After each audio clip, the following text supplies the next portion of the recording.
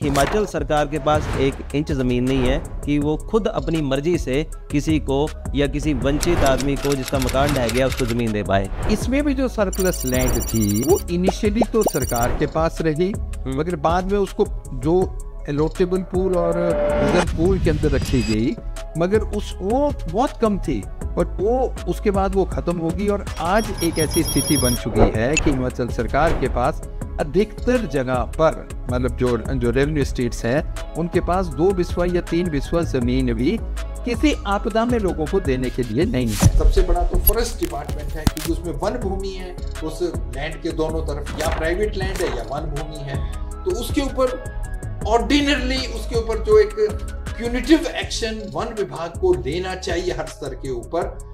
Under what influence वो लेना भी चाहते हैं, उनको लेने दिया नहीं जाता या क्या है। आज हमारे न्यूज़ रूम में एक स्पेशल गेस्ट हैं और उनका नाम है कुलदीप तंवर जी।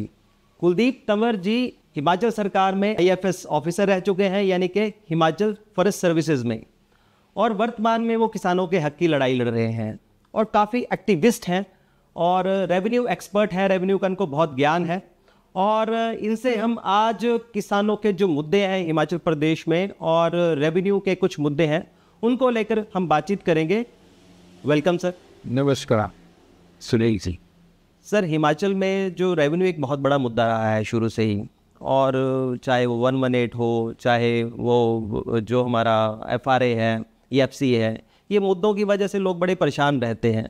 तो इस इंटरव्यू के शुरुआत में मैं ये समझना चाह रहा हूँ कि जो ये हमारा जो ज़मीन का मामला है, हिमाचल के ज़मीन का मामला है 1952 से जो है, तो हिमाचल प्रदेश के पास हिमाचल सरकार के नाम कोई ज़मीन ही नहीं है, तो ये कैसे सब चीज़ें हुई कि हिमाचल के हाथ से हिमाचल की अपनी ज़मीन कैसे निकल गई?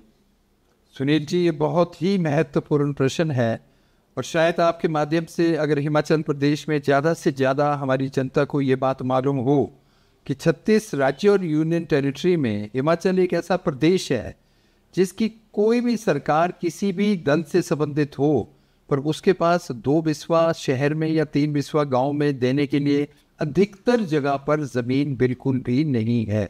जो कुछ थोड़ी बहुती थी वो डिफरेंट प्रोजेक्ट्स में या डेवलपमेंट प्रोजेक्ट्स में ख़त्म हो चुकी है।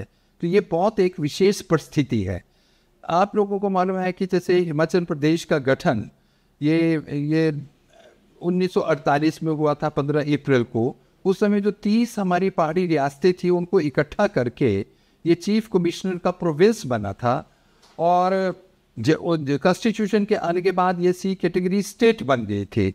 तो मगर उस समय हर रियासतों की अपनी सेटलमेंट्स थी, अपने उनके कानून थे, तौर तरीके थे काम करने के, और कुछ एरिया वो था जो ब्रिटिश इंडिया के पास था। तो इसलिए जो ये कन्फ्यूजन है ज़मीन और ज़मीन से जुड़े हुए मुद्दे, जो एक आम किसान के पास जो ज़मीन थी, तो इसमें बहुत किस्म की समस्याएं हैं और वो समस्या आज एक जिला या एक एरिया तक ही सीमित नहीं है। ये हिमाचल के 12 जिलों में अलग अलग तरह की ज़मीन से जुड़ी समस्या है, जिससे हमारा एक आम किसान इससे डिस्ट्रिक्ट वाइज भी डिफरेंट है काफ़ी। हाँ, कई ज़मीनें जैसे कांगड़ा जैसे जिला में ये मैं पहले मतलब ब्रिटिशर्स के समय 1919 में यहाँ पर एक नोटिफिकेशन हुई थी कि खुदराओ दरख्तान मलकियत सरकार कि लोग रेंट नहीं दे पाते थे। यहाँ के जो किसान है जो लैंड थी सरकार को, ब्रिटिश सरकार को। तो उस समय उन्होंने कहा कि जो स्पॉन्टेनियसली यहाँ पर ग्रोथ हो रही है जमीन के ऊपर जिन पेड़ों की, वो सरकार के हो जाएंगे, जमीन मालिक की रहेगी। तो आज वो फॉरेस्ट का रूप ले लिया हुआ है कई जगहों पर, मगर वो जो फॉरेस्ट है 1980 के कानून के बाद वो वन संरक्षण कानून या फॉरेस्ट कंजर्वेशन एक्ट के दायरे में आ गए। तो अब उस फॉरेस्ट की वजह से वो अपनी जमीन का भी इस्तेमाल नहीं कर सकते। इसी तरह मतलब सामान्य भाषा में ये कहें कि 1980 में जितनी भी कोई हिमाचल सरकार के पास भी कोई प्रॉपर्टी थी या पंचायत के पास प्रॉपर्टी थी, वो सारी की सारी ज़मीन FCA के तहत वन भूमि के रूप में चली गई सेंट्रल गवर्नमेंट के अंडर। हाँ, इसमें एक चीज़ क्लियर करने पड़ेगी कि जो 30 रियासतों के गठन के बाद जब हिमाचल बना तो 1952 में दी दिन जो चीफ कमिश्नर थे जिनकी अपॉइंटमेंट भारत ये राष्ट्रपति करा करते थे, तो यहाँ पर जो पेड़ों को बचा नहीं पा रहे थे, वो लैंड में भी इंक्रोचमेंट हो रही थी, इसलिए गवर्नमेंट ने एक निर्णय लिया और चीफ कमिश्नर ने कि हिमाचल में जितनी सरकारी खाली भूमि जिसे वेस्टलैंड कहा है वो वन भूमि डिक्लेयर कर दी एक नोटिफिकेशन के द्वारा 1952 में। ठीक है। मगर वो सब्जेक्ट टू, और उसको फॉरेस्ट एक्ट जो इंडियन फॉरेस्ट एक्ट 1927 का है उसके तहत उसको प्रोटेक्टिव फॉरेस्ट के कैटेगरी के अंदर डाल दिया। और वैसे ही बिलासपुर भी उस समय एक अलग से सी कैटेगरी स्टेट थी, उसके लिए भी यही नोटिफिकेशन हो गई। तो हिमाचल प्रदेश में जितना इलाका उस समय था, उस समय कांगड़ा, हमीरपुर, लाहौल स्पीति और हमीरपुर ये नहीं थे, उसमें नहीं था, पर उनके ऊपर ये 1952 की नोटिफिकेशन लागू हो गई। उसके बाद हिमाचल प्रदेश में संसाधनों की कमी थी, धीरे धीरे करके सेटलमेंट्स हो रही थी, सर्वे हो रहे थे, तो लोगों के राइट्स उसके ऊपर सेटल नहीं हुए थे, क्योंकि वो जमीनें फिर वापस मिलनी थी जो जिसका उसके ऊपर राइट्स था, पर वो नहीं मिल पाया। मगर 1980 के अंदर ये कानून आया। ये कानून इसलिए आया कि 1972 में एक वर्ल्ड लेवल के ऊपर कॉन्फ्रेंस हुई थी एनवायरनमेंट के इश्यूज के ऊपर लेकर, और उस समय एक कॉन्शियसनेस वर्ल्ड लेवल के ऊपर थी, क्योंकि ग्लोबल वार्मिंग हो रही थी, क्लाइमेट चेंज हो रहा था, कि अब ये वनों का संरक्षण करना पड़ेगा। तो 1975 में 42वां संशोधन किया गया, वनों को और वन्य प्राणी संरक्षण को स्टेट लिस्ट से हटाकर कंकरेंट लिस्ट में डाल दिया गया। और उसमें जो कानून है फिर भारत सरकार बना रही थी, चाहे वो वन और वन भूमि हिमाचल की थी, इसलिए वो कानून पूरे देश के लिए बना जो 1980 का एक्ट था। और उसका इसेंस ये था कि कोई भी वन भूमि किसी गैर वन कार्य के लिए इस्तेमाल केंद्रीय सरकार की अनुमति के बिना नहीं हो सकती। तो 1952 के तहत जितनी भी खाली जमीन थी वो चली गई। हिमाचल, ऐसा नहीं है कि हिमाचल में सरकारों ने कुछ नहीं किया। डॉक्टर वाई.एस. परमार, जिनकी आज जयंती है, जिनको हम श्रद्धांजलि देते हैं, वो बहुत विजनरी थे, वो एक आंदोलन से निकले हुए थे। उन्होंने 50 के दशक में ग्रो मोर फूड का नारा दिया था। बाद में ऑफ लेटली जब उसमें मुद्दे से हम भटक जाएंगे सर, 1980 में आपने कहा कि एफसीए के तहत आगे सारी प्रॉपर्टी जितनी भी ज़मीन थी हिमाचल के पास, एक्स्ट्रा जो ज़मीन थी वे तो सारी की सारी आ गई। अब 2006 में एफआरए आया तो उसमें थोड़ा रिलैक्सेशन मिल पाया। वो जो डिस्ट्रिक्ट लेवल पे जो डीसी की अध्यक्षता में जो कमेटीज़ बनी उसमें थोड़ा बहुत रिलैक्सेशन हो पाया। तो कहने का अर्थ ये है आज भी कि हिमाचल सरकार के पास 1 इंच ज़मीन नहीं है कि वो खुद अपनी मर्जी से किसी को या किसी वंचित आदमी को जिसका मकान ढह गया उसको ज़मीन दे पाए। सही है सुनील जी। हम अपने गांव में अपने घर या अपनी प्रॉपर्टी के बाहर जहाँ निकलते हैं तो हमारा पाँव वन भूमि के अंदर पड़ता है। उसके बाद कई कानून आए जो रिफॉर्म्स हुए हिमाचल प्रदेश में सुधार के लिए। कुछ जैसे नौ तोड़ कानून आया था, बिग लैंडेड स्टेट एक्ट आया था, ये tenancy and land reform act था 1972 का, लैंड सीलिंग एक्ट था, ये village common land vesting of the utilisation act था। ये कानून एक किसानों के हित में थे, पर इसमें भी जो सरप्लस लैंड थी वो इनिशियली तो सरकार के पास रही, मगर बाद में उसको जो एलोटेबल पूल और रिजर्व पूल के अंदर रखी गई, मगर वो बहुत कम थी और वो उसके बाद वो ख़त्म होगी। और आज एक ऐसी स्थिति बन चुकी है कि हिमाचल सरकार के पास अधिकतर जगह पर, मतलब जो रेवेन्यू स्टेट्स हैं उनके पास 2 बिस्वा या 3 बिस्वा ज़मीन भी किसी आपदा में लोगों को देने के लिए नहीं है। दूसरा, आपने कहा कि ये जो वन अधिकार कानून आया, ये तो बहुत बड़े आंदोलनों के बाद ये कानून आया। जो यूपीए 1 की सरकार थी उस समय जो लेफ्ट था उन्होंने 61 एमपी ने तो सपोर्ट दिया था, न्यूनतम समर्थन मूल्य, ये न्यूनतम कार्यक्रम बना था उसमें, कॉमन मिनिमम प्रोग्राम। तो उसमें कुछ जो लोक हित के कानून थे, ये राइट टू इंफॉर्मेशन एक्ट था, मनरेगा था और जो वन अधिकार कानून था, इस तरह के कानून बने। उसमें लोगों के राइट्स को सेटल करना था। उसके तहत जो ट्राइबल एरिया है या ट्राइब्स है उनको एक जनरेशन से जो वन भूमि के ऊपर डिपेंडेंट हैं उनको वो राइट्स एक जनरेशन के आधार पर मिलते हैं। जो अदर ट्रेडिशनल फॉरेस्ट ड्वेलर है जिनके वाजिबुल अर्ज में और उनके जो उस पर अधिकार थे, कई किस्म के अधिकार थे, वो उस वन भूमि के ऊपर डिपेंडेंट थे, अपने जीवन यापन के लिए डिपेंडेंट थे। उस ज़मीन के ऊपर वो लोग भी 3 जनरेशन से अगर डिपेंडेंट है और उसको अगर हम उसको स्थापित करते हैं और उसका हम क्लेम फाइल करते हैं तो वो पहले एक जो हैबिटेशन या रेवेन्यू विलेज लेवल के ऊपर एक ग्राम सभा बनेगी, 18 साल से ऊपर का हर व्यक्ति उसका सदस्य होगा। उसमें जो फॉरेस्ट राइट कमेटी बनेगी उसमें 1/3 महिलाएं होंगी। वो अगर तय कर दे कि इस व्यक्ति को फॉरेस्ट राइट कमेटी में उस आधार पर जो मैंने आपको पहले कहा और उसका क्लेम को आगे को भेजे, तो वो उस क्लेम को SLDC जो सब डिवीजन लेवल पे STM के तहत कमेटी बनी है उसको भेजेंगे और वहाँ से वो DLC के ऊपर जाएगा, डिस्ट्रिक्ट लेवल कमेटी के पास, और वो क्लेम सेटल किए जाएंगे। पर इसके बारे में 2006 से और आज तक 20 सालों में ये पहली बार थोड़ा सा प्रयास सरकार के स्तर के ऊपर, और इसमें हम धन्यवादी हैं जगत सिंह नेगी जी के, एक्टिवली इसके अंदर कोशिश कर रहे हैं। बहुत ऐसी संस्थाएं हैं हिमाचल में प्रयास कर रही थी, पर वो बहुत कम स्तर के ऊपर था, आम आदमी को इसमें मालूम नहीं था। इसके माध्यम से काफी जगह पर अगर हमारी वन अधिकार समितियां ये क्लेम्स को ठीक तरह फॉर्म को भर के और उसमें जो कंडीशंस है उसको फिल करके भेजती है, तो उनको ये राइट्स उन लोगों को मिल सकते हैं। सर, इसी से संबंधित व्यूअर्स को एक और चीज थोड़ा बता दीजिए आप कि जो डिस्ट्रिक्ट लेवल पे जो कमिटीज हैं जो DC की अध्यक्षता में होती हैं वो हर महीने होनी चाहिए, और जबकि वो होती नहीं है, और उन कमेटीज में जो लैंड के इश्यूज जो हैं वो रिजॉल्व किए जाते हैं, तो वो होते क्यों नहीं है? मतलब क्या चक्कर है ये, और पब्लिक कैसे इन इश्यूज को रिजॉल्व करवा सकती है जो एडमिनिस्ट्रेशन से? तो जो अभी तक हमने बात की DLC डिस्ट्रिक्ट लेवल कमिटीज, वो है वन अधिकार कानून से संबंधित। पर DCs तो बहुत कमिटीज के चेयरमैन होते हैं। जो शायद आप बोल रहे हैं वो है भूमि अधिग्रहण से संबंधित, कि जो लैंड एक्विजिशन है, और जो कानून 2013 में आया था वो भी बहुत संघर्षों के बाद आया था।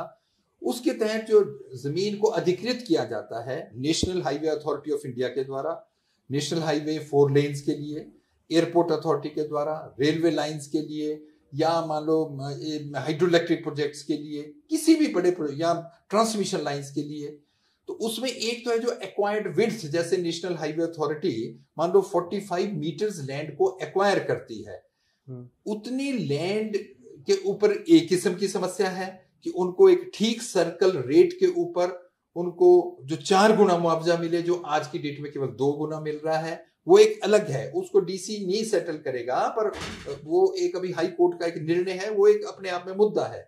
मगर वो एक्वायर्ड विड्थ से बाहर वाला जो एरिया है उसमें अगर डिस्प्यूट होता है, और विशेष रूप से कि जो डंपिंग है या जो मक निकलता है, मलबा निकलता है, उसको जो फॉरेस्ट लैंड में या प्राइवेट लैंड में डालना, ये इशू बड़ा इंपॉर्टेंट है सर। जो ये जो 4 लेन का इशू है, जो 4 लेन बनता है और 4 लेन के अंडर जो जमीन आती है और जो खासकर जो पहाड़ से कटती है, तो उसकी लैंड बड़ी खराब हो जाती है। और कई बार तो अपने घर तक जाने के लिए पहले 100 मीटर का रास्ता था, वही 1 किलोमीटर का या 2 किलोमीटर का बन जाता है। और उसके अलावा उनकी ज़मीन को कई बार जो पानी जाता है खेती के लिए वो नहीं जा पाता है। खैर, वो जो इश्यूज हैं उस इश्यूज को आप रिजॉल्व करने के लिए मेहनत कर रहे हैं। उसके लिए ये कमेटी बनी थी 2020 में। उसमें जो वर्डिंग है ROW के बाहर, वो है राइट ऑफ वे या एक्वायर्ड विड्थ से बाहर।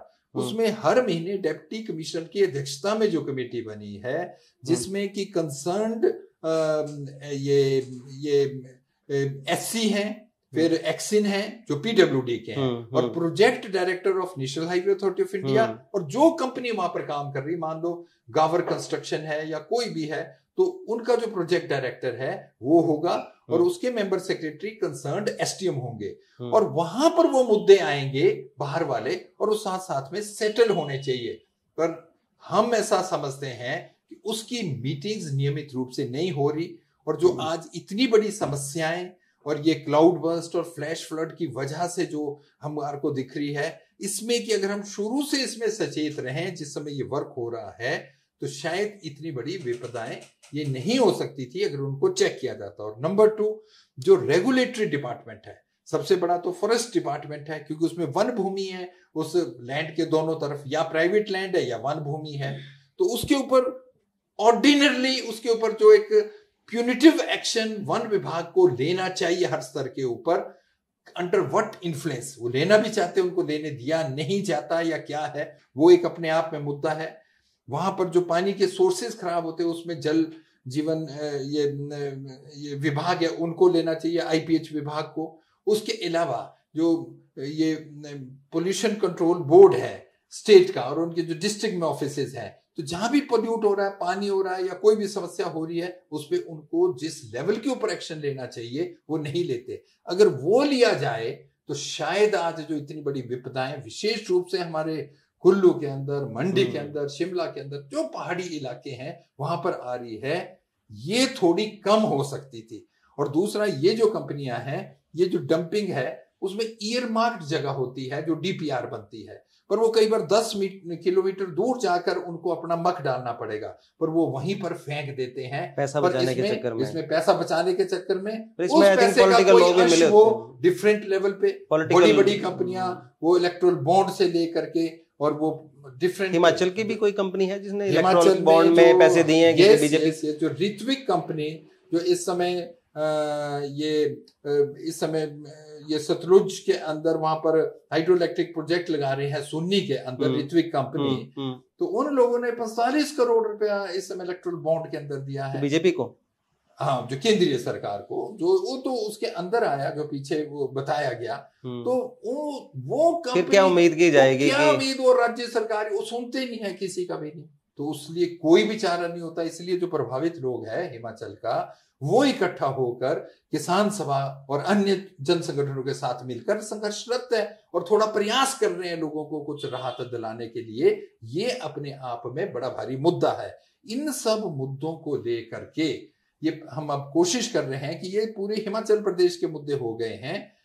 28 तारीख को मंडी के अंदर हर जिला से जो प्रभावित किसान हैं और जिनकी जमीनें लगती है, जिनको कोई मुआवजा भी नहीं मिला है, और दूसरे वो लोग जिनकी जमीनें गई है पर उनको फैक्टर 1 के आधार पर ये भी मुआवजा मिला है, और फैक्टर 2 की लड़ाई उनको लड़ने पड़ेगी। सर, ये बड़ा इंपॉर्टेंट है कि ये जो फैक्टर 1 और फैक्टर 2 की जो लड़ाई है, तो आपको नहीं लगता कि हिमाचल का जो आम व्यक्ति है जिसकी जमीन जा रही है किसी प्रोजेक्ट में, उसको जो मुआवजा है राज्य सरकार ठीक से नहीं दे रही है?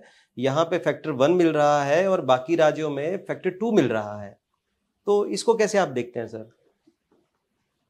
ये बहुत दुर्भाग्यपूर्ण बात है। जो 2013 का कानून आया था 1894 के बाद, वो किसानों के हित में था। अखिल भारतीय किसान सभा, और इसके लिए एक पूरा आंदोलन है जो 13 तारीख को जो लीड करेगा। 13 तारीख को भी पूरे भारतवर्ष में प्रोटेस्ट होंगे इस मुद्दे को लेकर के। ये जो जमीन के लैंड रिलेटेड इशू है उसके अंदर है भूमि अधिकार आंदोलन के नाम से, जिसमें कोई 65 से 70 ऑर्गेनाइजेशन है भारतवर्ष की। तो ये कानून बना था, पर इसके इम्प्लीमेंटेशन में किसानों के हित में काफी कुछ रखा गया था। पर 2014 में जब से केंद्र के अंदर भारतीय जनता पार्टी सत्ता में आई है, उन्होंने ये जो लैंड एक्विजिशन एक्ट है और उसमें रीसेटलमेंट एंड रिहेबिलिटेशन की बात की जा रही है, ट्रांसपेरेंसी की बात की जा रही है, उसको 3 बार अध्यादेश के माध्यम से डाइल्यूट करना चाहा। पर इस आंदोलन की यह ताकत थी कि केंद्रीय सरकार इसके अंदर अधिवेशन के माध्यम से कोई अमेंडमेंट नहीं ला पाई, तो उन्होंने अधिकृत कर दिया राज्य सरकारों को कि अपने स्तर के ऊपर इसको डील करें। तो उसमें हिमाचल सरकार में, पर यह बहुत अजीब बात है, पर हमारे समझ तो यह है किसान सभा की, सरकार ए पार्टी की हो या बी पार्टी की हो, ये बिग कॉरपोरेट बड़े पूंजीपतियों की उनकी बात का ध्यान रखती है। उस समय की दी देन गवर्नमेंट कांग्रेस की थी। 1 अप्रैल 2015 को उन्होंने नोटिफिकेशन की कि हिमाचल प्रदेश में फैक्टर 1 लागू किया जाएगा और जो लैंड अधिकृत की जाएगी उसमें केवल 2 गुना मुआवजा मिलेगा। और सुनील जी, अगर आप गूगल में देख लें, पूरे भारतवर्ष के अंदर कम से कम 14 ऐसे राज्य हैं जहां more than factor 1, it can be 1.25, 1.5, 1.75 या 2 फैक्टर के आधार पर भूमि को अधिकृत किया जा रहा है। कहने का अर्थ है कि हिमाचल के लोगों के साथ एक भेदभाव हो रहा है इसमें। और दूसरा क्या हुआ है जो मुआवजे को लेकर कि हिमाचल के लोगों को अगर फैक्टर 1 के तहत 1 रुपया मुआवजा मिला किसी चीज का, तो दूसरे जो 14 राज्य हैं उनको किसी को 1.5 रुपया मिल रहा है, किसी को 2 रुपये मिल रहा है। सही है। मोटे शब्दों में यही है। मोटे शब्दों में ये है। और दूसरा ये है कि जो सर्कल रेट है मुआवजा किसका 2 गुना, उसी को हिमाचल सरकार ने कम कर दिया कई जगह पर। सर्कल रेट ही कम या मान लो जिस जगह पे जमीन नहीं बिकी, अभी जैसे जो कैथली घाट से और ढली शिमला तक का लास्ट फेज है, परमाणु शिमला ये नेशनल हाईवे का ये 4 लेन का, उसमें जो एक बीशा पंचायत है उसके अंदर जमीन नहीं बेची लोगों ने कभी भी नहीं। अच्छा। तो उसको इतना कम रेट मिला कि one of the lowest in Himachal Pradesh है अनफॉर्चुनेटली। तो इन चीजों का ध्यान नहीं रखा गया, जबकि भी हाई कोर्ट में एक केस गया था और त्रिलोक चौहान जी जो अब चीफ जस्टिस है इस समय, तो गरीब मार है एक तरह से। नहीं, तो उन्होंने अभी ये डिसीजन दे के गए हैं कि हिमाचल प्रदेश में फैक्टर 2 के आधार पर मुआवजा मिलना चाहिए। पर हमारी सूचना के अनुसार राज्य सरकार देने की बजाय, जो कि सारा पैसा ही भारत सरकार से मिलना है, इसमें जो रिवर्स होना है वो सुप्रीम कोर्ट में जा रहे। ये वो जानते हैं। इस विषय में हम 28 तारीख को तय करेंगे कि हमारी आने वाले समय के लिए क्या कार्य नीति होगी इस संघर्ष को आगे बढ़ाने के लिए, तो वो मुद्दा रहेगा। तो ये 4 लेन या फिर अन्य प्रोजेक्टों में भी इसी तरीके से ये समस्या है। और इसमें ये तो शायद आप तो जानते हैं, पर हमारे जो व्यूअर्स हैं उससे भी ये जानना चाहिए कि हिमाचल प्रदेश में 55 लाख हेक्टेयर के करीब कुल भौगोलिक क्षेत्र है। खेती के लिए 6 लाख हेक्टेयर के करीब जमीन थी, उसमें से 1 लाख हेक्टेयर जमीन तो हमारी पानी के नीचे सबमर्ज होगी, जो बिग प्रोजेक्ट्स थे, पौंग डैम था, भाखड़ा था, इसके अंदर चली गई। तो केवल 5-1 लाख हेक्टेयर जमीन बची है खेती के लिए।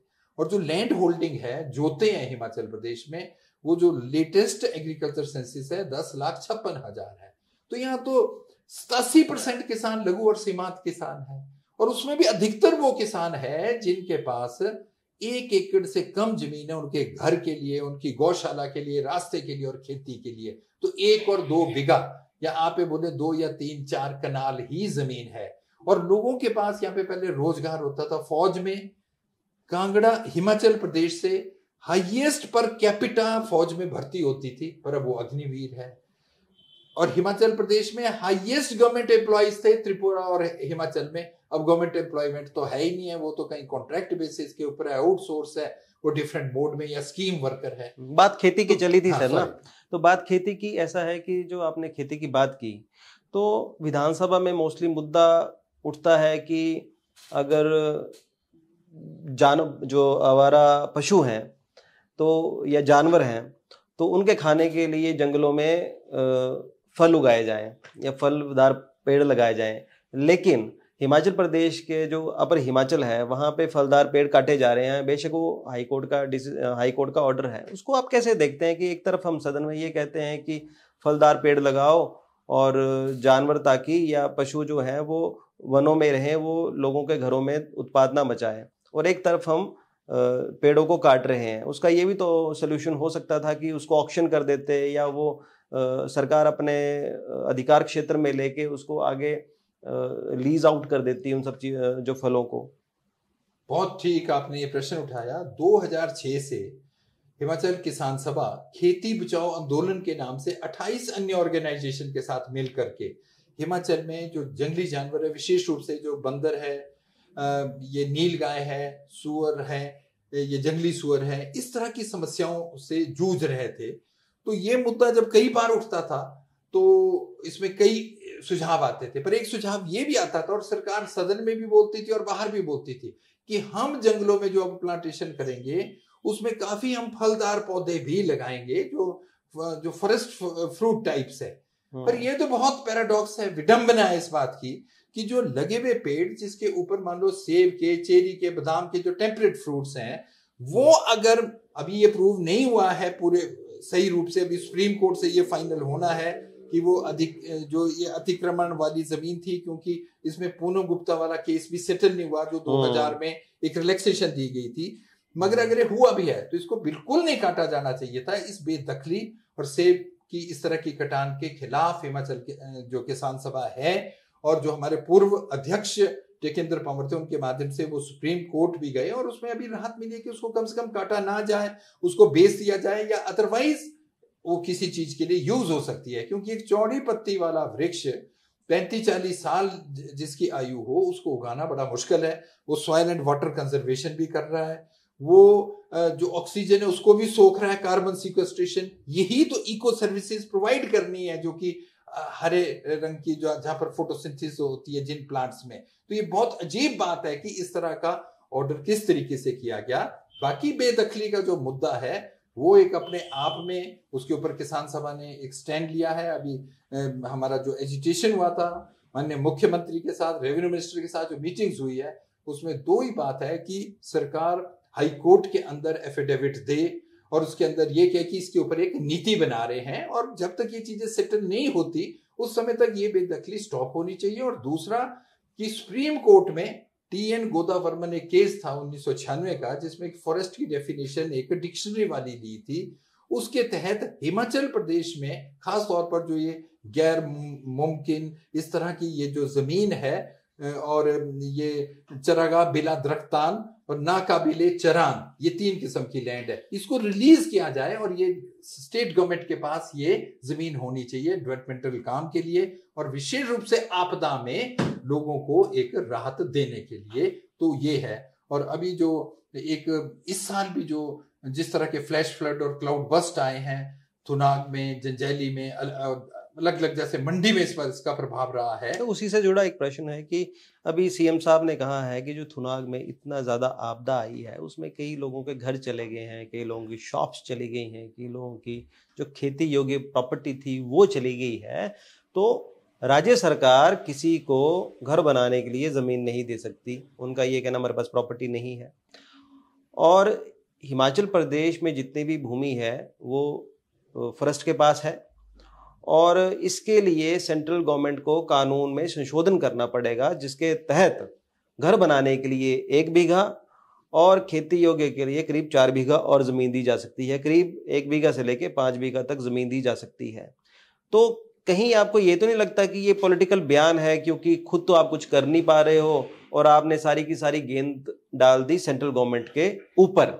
तो क्या आपको लगता है कि मुख्यमंत्री ने जो कहा है वो पॉसिबल है सेंट्रल गवर्नमेंट के लिए? सुनील जी, ये केवल आज यहाँ कांग्रेस की सरकार है और सुखविंदर सिंह सुक्खू जी की सरकार है, ऐसा नहीं। इससे पहले भी जयराम ठाकुर जी की सरकार के समय भी वो भारत सरकार में जा चुके हैं कि कम से कम 5 से 10 बीघा जमीन राज्य सरकार के कंट्रोल में हो, जो डेवलपमेंटल वर्क्स के लिए वो किसी तरीके से दे सके। भारतवर्ष में जो संविधान है, जो एक फेडरल स्टेट है, तो उसमें एक अधिकार राज्यों के भी है। ऐसा कोई भी राज्य नहीं है भारतवर्ष में कि जहां पर कि राज्य सरकार के पास कोई जमीन ही नहीं है, 2 बिस्वे भी जमीन लोगों को देने के लिए नहीं है। तो ये बहुत उचित मांग है। इसको केंद्रीय सरकार को, जितनी हिल स्टेट्स हैं, जो नॉर्थ ईस्टर्न स्टेट्स हैं और जो उत्तराखंड, हिमाचल एंड जम्मू कश्मीर है, उसके लिए वही कानून और वही नीतियां नहीं चल सकती जो पूरे देश के अंदर चलती है। तो इसके अंदर डेफिनेटली रिलैक्सेशन मिलनी चाहिए, सब्जेक्ट टू या 1952 की जो नोटिफिकेशन है वो रिसेंड या वापस होनी चाहिए, जिससे कि राज्य सरकार को यह अधिकार मिलेगा। लास्ट पॉइंट है कि ये तो बहुत बड़ी विडंबना है। हिमाचल प्रदेश जब 1971, इसको क्लियर कर लेते हैं सर पहले। सॉरी, आपका ये कहना करता है कि 1952 की जो नोटिफिकेशन थी, अगर उसको वापस ले गवर्नमेंट सेंट्रल, तो स्टेट गवर्नमेंट को अधिकार दे दे। हाँ, अधिकार दे दे कि उस नोटिफिकेशन को वापस ले लो, तब वो समर्थ हो जाएंगे कि उसको देने के लिए। ठीक है, प्लीज कैरी ऑन सर। 71 में जब राज्य सरकार बनी थी यूनियन टेरिटरी से, तो उस समय यह माना गया था कि यहाँ पर इन पर रिसोर्सेज तो है नहीं है, कैसे सरकार चलेगी। तो उस समय जो हमारा टोटल रेवेन्यू था उसमें बहुत बड़ा हिस्सा फॉरेस्ट का था। जो हमारी जो टोटल ये साइंटिफिक फॉरेस्ट मैनेजमेंट होती है, इसमें सिल्वी कल्चरल फैलिंग होती है, तो कम से कम 5 लाख क्यूबिक मीटर लकड़ी हम हर साल टिम्बर फॉर्म में बेच सकते थे। तो जो फाइनेंस कमीशन में पूर्व की सरकार, वर्तमान सरकार ने 2 फाइनेंस कमीशन को हमने भी अटेंड किया है, उसके अंदर जो स्टेटमेंट देते और मांग करते हैं कि हमको हर साल 4000 करोड़ रुपए का नुकसान हुआ है जो हिमाचल में मोरेटोरियम ऑन ग्रीन फेलिंग, कि आप कोई भी हरे पेड़ काट ही नहीं सकते कमर्शियल पर्पस के लिए, except for bona fide domestic purposes, अपने जैसे टीडी है या कोई मर जाता है उसके अलावा नहीं यूज कर सकते। तो ये बहुत अजीब बात है कि केंद्रीय सरकार, जिसके लिए हिमाचल सबसे बड़ा कैचमेंट है, उसी वजह से पंजाब, हरियाणा, यूपी और वहां राजस्थान तक, पाकिस्तान तक भी जो वाटर रिचार्ज होता है, हम कैचमेंट है उसका, सॉइल कंजर्वेशन है, कार्बन सिक्वेस्ट्रेशन है, इको सर्विसेज, तो हिमाचल में ये 68% एरिया के अंदर जो फॉरेस्ट है, जितने भी हैं, जो ग्रीनरी है, उसकी वजह से है। और उसके एवज में ना हम वहां पर कोई डेवलपमेंटल वर्क कर सकते हैं, और गलती से अगर कोई हॉर्टिकल्चर ट्रीज भी लग गए तो उसको काट रही है सरकार। तो बड़ी विडंबना है। और आज जो सरकार के पास इतनी बड़ी समस्या है रेवेन्यू की, फाइनेंस की, अब इसमें कई किस्म की कंट्रोवर्सी है, शायद आज विषय नहीं होगा ये कि हम एक्साइज बढ़ाने के लिए कि शराब को कैसे ज्यादा बेचें, या हम अफीम को ये भांग की खेती को शुरू करें, हम लॉटरी को शुरू करें। ये रेवेन्यू के लिए है, उसी से कि वो एक पब्लिक यूटिलिटी फंड्स जो क्रिएट करना चाहते हैं, और जो हमारे को इको सर्विसेज की वजह से मिलना चाहिए था, जो जेन्युइन था, वो नहीं मिल रहा। तो इसमें मेरे को लगता है कहीं ना कहीं हमारी राज्य सरकारें फेल हुई है, पार्टी ए हो या बी हो। ये सही रूप से हिमाचल की जनता को इन्होंने शिक्षित नहीं किया, उनके दिमाग में नहीं डाला कि हिमाचल प्रदेश में हमारे पास तो केवल 5 लाख हेक्टेयर जमीन है जो प्राइवेट है, हम उसके अंदर क्या कर सकते हैं। तो ये एक सरकार इसको माने, हम इसमें लीगल फाइट भी करें, एडमिनिस्ट्रेटिवली पॉलिटिकल फाइट करें, नहीं तो सरकार इसमें आंदोलन करे और ऑल पॉलिटिकल पार्टीज को इस मुद्दे के ऊपर इकट्ठा होना पड़ेगा। तब हिमाचल प्रदेश में आम जनता के लिए कुछ राहत हो सकती है। और दूसरी तरफ जो बिग कॉर्पोरेट कंपनी जो नुकसान पहुंचा रही है, उसके ऊपर regulatory agencies, all concerned department including जो डिप्टी कमिश्नर से संबंधित कमेटियां, अगर वो ध्यान देगी तो यहाँ पे इंफ्रास्ट्रक्चर भी डेवलप होगा, टूरिज्म भी बढ़ेगा, ये सब कुछ हो सकता है। हम इस बात को नहीं मानते कि हिमाचल में इंफ्रास्ट्रक्चर डेवलपमेंट ना हो। अब ये भी लाइन जा रही है कि यहाँ पे होना ही नहीं चाहिए ऐसा कुछ। अगर उसको साइंटिफिकली करें तो पूरी दुनिया के अंदर, जापान में देखें, हम चाइना में देखें, यूएसए में देखें, पहाड़ी इलाकों के अंदर वहां भी national highway, expressway, green ways किस तरीके से बनती है, तो वहां पर तो इस तरह की समस्या नहीं है। उसके लिए टेक्नोलॉजी है, साइंस है, पर उसको इंश्योर करना पड़ेगा। ये है। तो हिमाचल गवर्नमेंट के लिए आपकी क्या राय है संक्षिप्त में बिल्कुल, कि अगर लोगों को बसाना है यहाँ पे जो बेघर हो चुके हैं, और जो यहाँ का फॉरेस्ट सिस्टम है, जो प्रॉब्लम्स आ रही हैं लोगों को, उसको कैसे सुधारा जा सकता है? उसमें एक जो स्टेट गवर्नमेंट, और हम बहुत धन्यवादी हैं इसमें अगेन ये जगत सिंह नेगी जी के, वो प्रोएक्टिवली एक प्रयास कर रहे हैं। 2006 के बाद ये प्रयास नहीं हुआ पिछले 19 सालों में, कि फॉरेस्ट राइट एक्ट के तहत कि जो हर गांव के अंदर जो एफआरसीज बनी है 16,000 से ज्यादा, उसको एक्टिवेट करना पड़ेगा, फैसिलिटेट करना पड़ेगा। और उस स्तर के ऊपर जो रेवेन्यू और फॉरेस्ट ऑफिशियल है, उनका भी जो रोल है उसको इंश्योर करना पड़ेगा। नजायज नहीं करना पड़ेगा, पर जो लीगल है उसको करना पड़ेगा। ये कोई इनकी प्रॉपर्टी नहीं है, ना रेवेन्यू डिपार्टमेंट की, ना फॉरेस्ट की। इसमें तो हजारों साल से लोग रहते हैं, उन्होंने ये जंगल लगाए भी हैं बस, और उनको मेंटेन भी किया है, आग भी बुझाई है, सब कुछ किया है।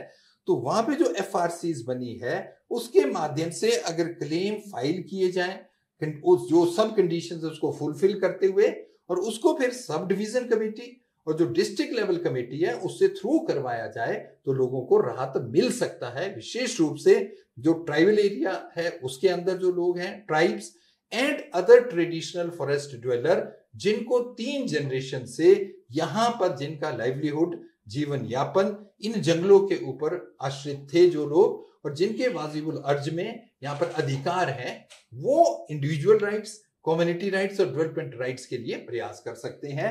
तो ये काम तो सरकार एक स्तर के ऊपर बोल रही है, कर रही है, पर निचले स्तर पे हम देख रहे हैं रेजिस्टेंस हो रही है कई डिपार्टमेंट के अंदर। और उसको कई बार वो प्रिंसिपल चीफ कंजर्वेटर हॉफ ने एक पैरेलली एक लेटर निकाल दिया था, जिसको बाद में उनको वापस लेना पड़ा। तो वो थोड़ी एक दिक्कत आ रही है। एक नंबर 2, 1952 वाली जो नोटिफिकेशन है उसको वापस करवाया जाए, रिसिंड करवाया जाए। नंबर 2, हाई कोर्ट के अंदर हिमाचल सरकार तुरंत ये एफिडेविट दे कि till finalisation of the proper policy to, ये जो इसको रेगुलराइज करने के लिए, तब तक के लिए इस बेदखली को, एविक्शंस को रोका जाए, और हरे पेड़ को तो किसी भी स्तर के ऊपर ना काटा जाए। और इस बरसात, इस मौसम, अभी बरसात है, कल को ठंड और बर्फ पड़ेगी, किन्हीं भी लोगों के घरों की तालाबंदी ना हो, क्योंकि लोग तो उसमें मर जाएंगे। और जो हमारी नॉलेज है किसान सभा की, इसमें अधिकतर लोग जो अभी प्रभावित हो रहे हैं और जो इन कानून के तहत आ रहे हैं, वो गरीब हैं, दलित हैं, विधवाएं हैं, महिलाएं हैं, और दूर दराज के इलाके के लोग हैं जो इससे प्रभावित हो रहे हैं। हाँ, अगर किसी ने जंगल के अंदर बहुत बड़ी लैंड को एनक्रोच किया, वो सरकार अपने स्तर के ऊपर उसके ऊपर निर्णय करे। और जो लैंड से रिलेटेड जितने इश्यूज हैं, अगर एक लॉन्ग टर्म विजन के साथ हम हिमाचल को देखते हैं, तो इसके लिए कोई कमीशन या कोई ट्रिब्यूनल सेटअप किया जाए, क्योंकि कांगड़ा के अलग इश्यूज हैं, ऊना के अलग हैं, सिरमौर के अलग हैं, सोलन के अलग है, शिमला के अलग हैं। तो उसके लिए कोई एक जस्ट एग्जिस्टिंग ऑफिसर्स इसको नहीं कर पाएंगे। इसमें एक डेडिकेटेड स्टाफ जिसमें रेवेन्यू डिपार्टमेंट के हों, ISHS हों, उसमें जुडिशरी से संबंधित लोग हों, फॉरेस्ट्री से संबंधित लोग हों, स्पेशलिस्ट हों, वो थोड़ा तय करेंगे तो हिमाचल प्रदेश में कोई एक जो सेटलमेंट्स हुई है उसने तो अनसेटल कर दिया अभी ज्यादातर लोगों को, इस तरह की समस्याएं ना हो। तो ये हमारे सुझाव हिमाचल सरकार के लिए रहेंगे। आपने रेवेन्यू और फॉरेस्ट लैंड को लेकर बड़ी महत्वपूर्ण जानकारियां दी। Thanks for joining us. Thank you very much.